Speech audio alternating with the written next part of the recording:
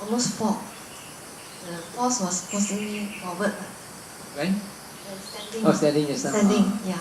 And then when I was sitting, I'm actually spinning. Okay. Is it because I'm sleeping or I'm... I can't differentiate between sleeping and...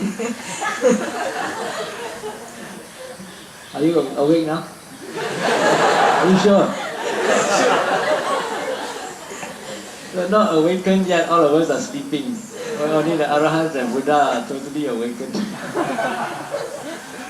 Still mistaking illusion for reality. But actually, honestly, what happened just now, when you said you were dizzy, at the time were you alert or were you in a state of downness? Not alert. Not alert, huh? Yeah, probably you didn't have enough sleep or you're tired, and then this type of things happen when you are meditating. If you are tired, it's not easy to meditate. Because when we try to meditate, we try to relax. And then the body's normal response is when you relax, you go to sleep. So that's possibly what happened. Okay.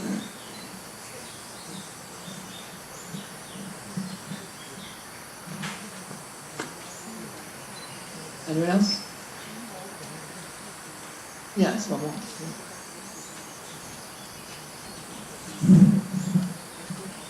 Venerable, just now you mentioned that it's a normal reaction of our body when we relax, we tend to rest.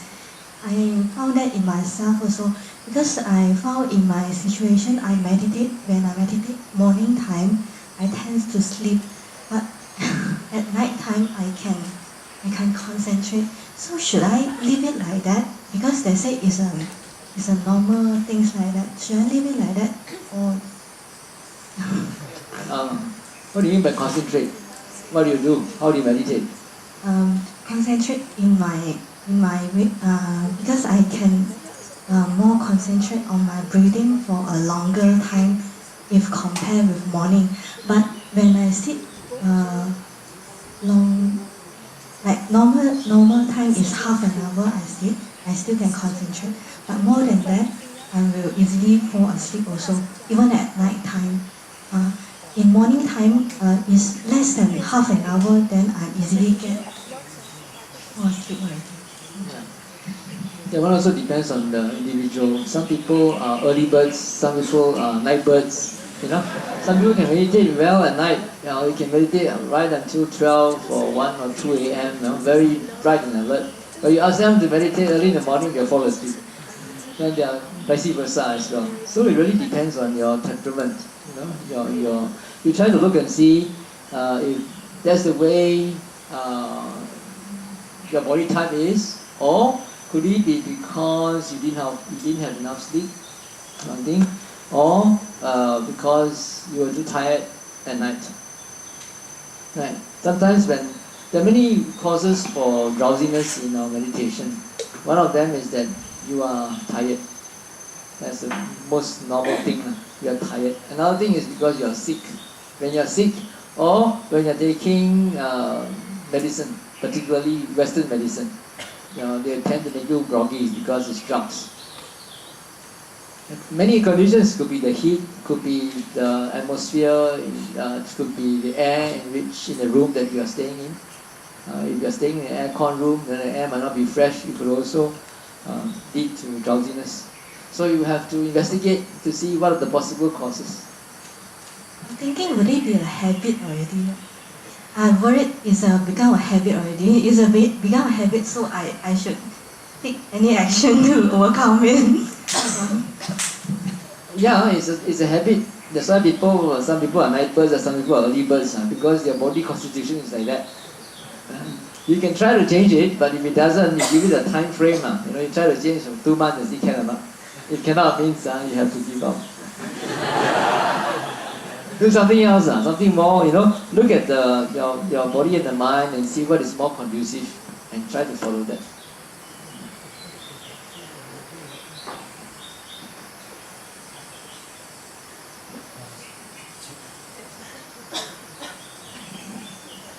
Reverend,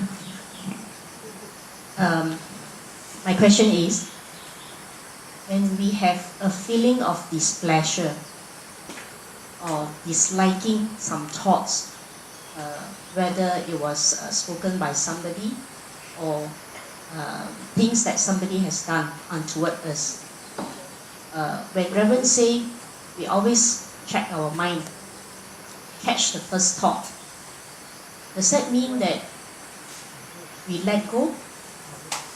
And when do we actually start to investigate that kind of, what causes that kind of displeasure? Is it more of attachment, or is it more of own egoism? That's your job to find out. Not for me to tell you. Okay, when can you find out? Okay, so we always need to have a certain degree of mental stability, mental steadiness before we can investigate.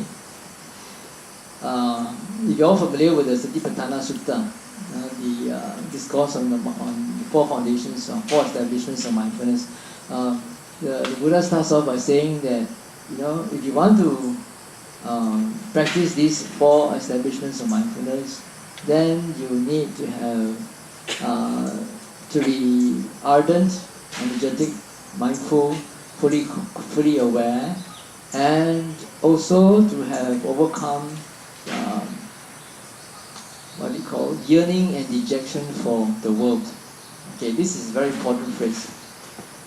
Having overcome yearning and dejection, which means that if you will still have very obsessive thoughts about worldly things, whether thoughts of attachment or thoughts of dejection. Dejection means pushing them away, hating, disliking.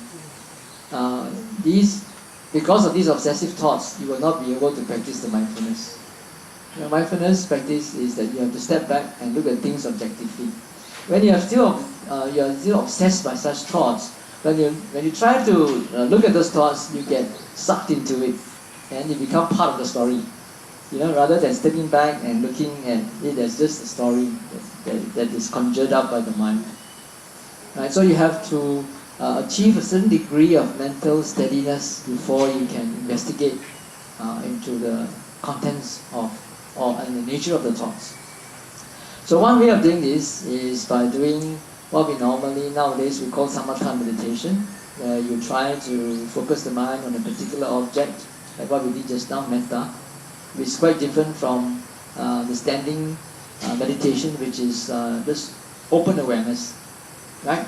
In metta or in other meditations, it's focused awareness, where you just focus on one particular object to the exclusion of everything else.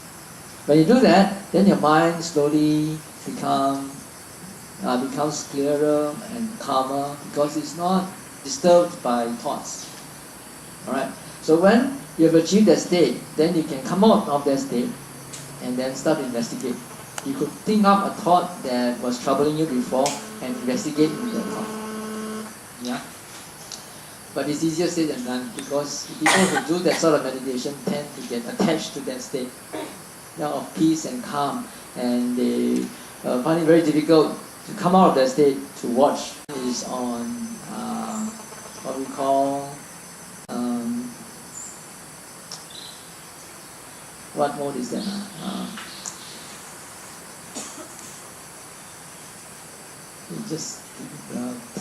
The word doesn't come to me. Idle mode. Okay. When the mind is on idle mode, that means it's having all those idle thoughts. Right? At those times, then you try to come back to the present moment and disregard those thoughts. When that happens, your mind becomes centered, because it's always trying to be in the present moment. If you are able to maintain that remembrance and awareness of the present moment, then the mind becomes centered, because it's always in the present moment and it's not disrupted or agitated by thoughts of the past or the future. Now, that also will give you mental stability, so that whenever a thought arises, an unpleasant thought, thought disliking what somebody has said earlier, then you can investigate. Immediately investigate that thought. And then you don't try to rationalize it, you just look at that thought with the intention of wanting to know the cause. And then the insight will arise in you. Oh, it's because of attachment to a certain idea, a certain expectation. That person shouldn't have said this to me, because you expect that person to say something else. Yeah. So it is because we are clinging to the expectation that this person should not do this, and she did it, and then so you feel upset about it. When you realize that is called realizing the second noble truth, that is the cause of your suffering. It's because of attachment to a particular idea, to a particular belief, to a particular expectation. And then that person doesn't live up to that expectations and so forth. That's why you feel angry, you feel upset. If you are able to let go of that, then you won't feel the anger. Yes, you get what I mean? So you must have a certain mental stability or steadiness of mind before you can investigate. If your mind is already in turmoil, you try to think or try to investigate the thought, you will get caught up in the story itself. And then you will start to think and think and think and think. You don't get an intuitive answer. Does that answer the question?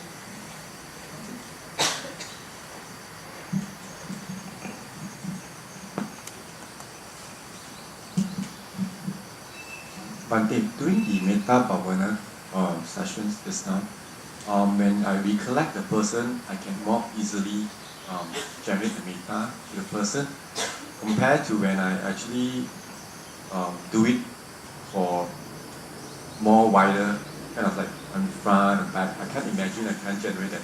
How do I practice? Yeah, I forgot to tell you just now. I gave you, just now I led you through a series of objects to radiate metta, and this is according to what we call the standard template, the normal template. You do it to oneself, and then to another person whom we respect, and then to someone whom we love, and so forth. But not everybody, it doesn't work for everybody. Some people don't love themselves. You try to send metta to themselves, they feel very angry, because they are perfectionists. They don't see, they see a lot of imperfections in themselves. They don't like themselves. Yeah. So for such people, they might want to start on something else. I read one book some article by Ajahn Brahm, or heard a tape by Ajahn Brahm. He says that you don't have to start on yourself. You can start on anything, even on your kitten, your pet kitten, or you can start on, if you are a person with green fingers, you like growing plants, you can even study on a plant, just to arouse the feeling of metta within you, of loving care and concern, right? And then after that, when you have really aroused that feeling, then you transfer it or extrapolate it to somebody else. But that also has a progression because you cannot, if your metta is not strong enough, you cannot jump from there straight to an enemy. Yeah, the moment you think of the enemy, very soon you feel a lot of hatred, right? The metta. So you have to do it gradually, and you feel that it's strong enough. The standard procedure is to do it on someone whom you respect, and then someone whom you love, and then after that to a neutral person, right? Then to an enemy.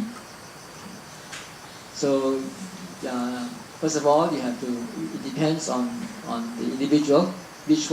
Which of those objects that I suggested just now can help you to arouse metta. Then you start off from them. Some students they prefer to start off from the back, rather than from the front. They can just feel radiate metta in all directions to all beings, and that's more natural to them than to focus on a particular subject. So it depends on you. Okay? Anyone else? Yeah, depends.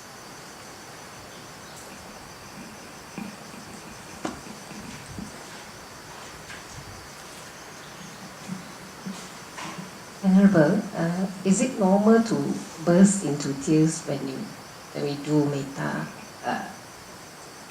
meditation? Yeah, it's possible. Some people burst into tears of joy. Yeah, some people burst into tears when they do vipassana also. Yeah, it depends on the person. Okay, anyone else? Yes, in front.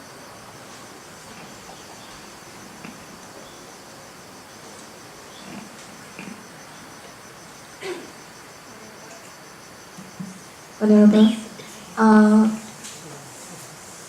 Regarding your articles, what actually different between the pina and pena as a worldly love?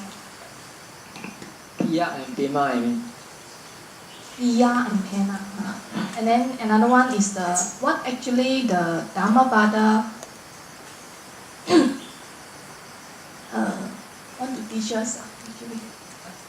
Want to teach us. Oh, want to teach you. He's teaching that, he's saying that, a lot of sorrow and grief come about because of attachment, because of love.